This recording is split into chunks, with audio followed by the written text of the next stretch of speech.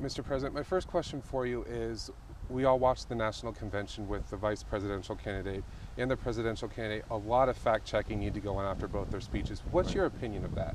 Well, I have to tell you that I didn't watch the convention last week, but I read about it and saw their accounts. It's pretty consistent with what they've been saying throughout this campaign. They point out that the economy is not doing as well as it should. Well, that's not news to anybody. They then say it's all Obama's fault. And then they've had to, let's say, get creative with some of the facts to try to make that case.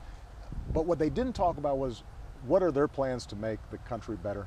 How are they going to strengthen the middle class? How are they going to make communities all across Iowa a little easier for folks to get a job and send their kids to college and succeed? And so what I'm going to do this week is really focus on an agenda for the future, making sure that we are bringing manufacturing back, making sure that energy like wind, where we've seen 7,000 jobs created here in Iowa, that we continue to make progress on that. Making sure that we have the best education system in the world and that our college tuition is affordable for our young people. And I think that what people are really looking for right now are concrete solutions, common sense plans, and we've got all the tools we need to succeed, not just next year or the year after, but for a decade, 2 decades to come. But we're going to have to make some tough decisions, and I'm prepared to make them. Congressman Dave Loebsack of Iowa's 2nd District, he's in a tough re-election battle. Right. He is one of the most bipartisan congressmen. He'll reach across the aisle. He talked to me last week about in Mount Pleasant.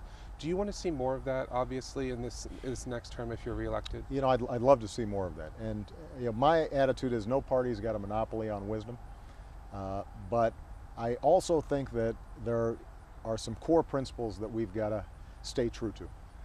Everything I do is focused on how do we create a strong middle class, because I do not believe that you strengthen the middle class by rewarding folks at the very top. I think that people like myself and Governor Romney have done very well over this last decade, and giving more tax cuts to us is not something that's going to help ordinary folks. What we want to see is making sure that taxes are low for folks making less than $250,000 a year. We want to make sure that young people can afford to go to college. We want to make sure that we are investing in energy. And I think that we want to continue to see success rewarded and small businesses thrive. But we want to make sure that it succeeds for everybody and not just for the few. I want to ask you about Mr. Akin down in Missouri. He's in a re-election battle with Claire McCaskill. She's running for re-election. What are your thoughts on what he said about women? Well, I think the people of Missouri will be able to make a decision on that. I will tell you that I am a strong believer that women can make their own health care decisions.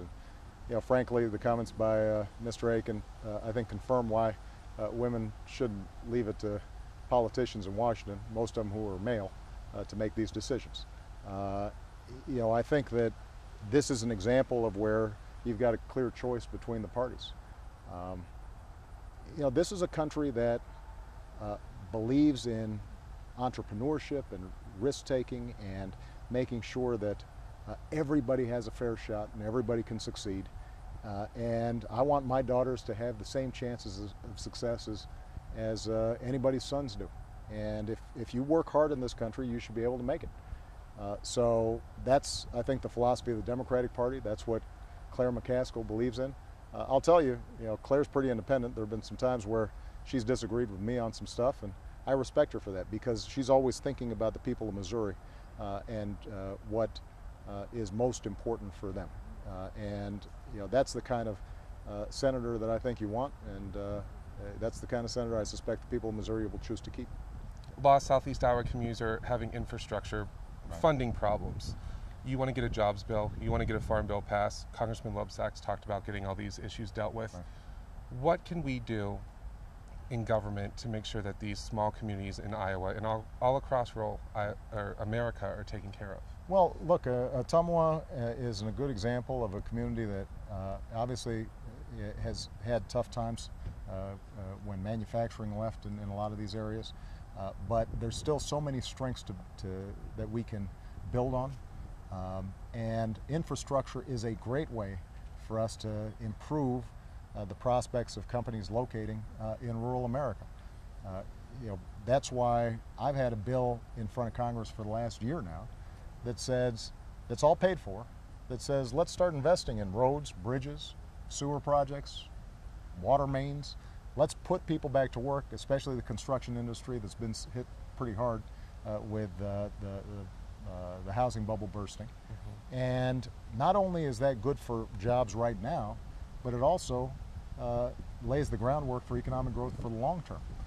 We've done a lot to make sure that, for example, rural communities have access to broadband lines, because it's going to be hard for a company to locate someplace if they don't feel like they've got good internet service. Right. That's an example of the kind of thing that we can do. Historically, that's been bipartisan. The Farm Bill historically has been bipartisan. We had a bipartisan bill come out of the Senate that for some reason Congress didn't get done. I've been traveling through Iowa and seen the devastation that drought has had on a lot of communities around here. And members of Congress owe their constituents the kind of basic service on something like that in the past hasn't been a partisan issue. So my hope is that they get it done this year, and I'm going to do everything I can, not just over the next 2 months, but hopefully over the next 4 years, to continue to provide the kind of service that helps middle-class families have a better shot at life. All right, Mr. President, thank you so much. Thank you so much. Appreciate it. I appreciate you.